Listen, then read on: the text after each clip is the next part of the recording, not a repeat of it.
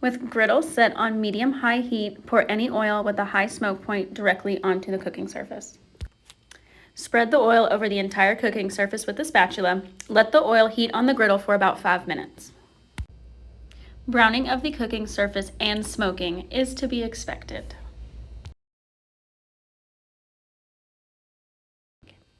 After 5 minutes, turn the griddle off and begin scraping the excess oil into the drip tray.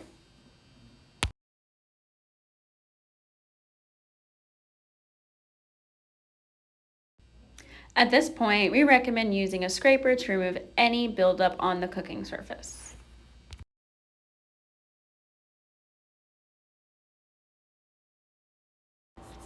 Now, using an absorbent cloth, wipe down the entire grill. Make sure to use a tool or hand protection.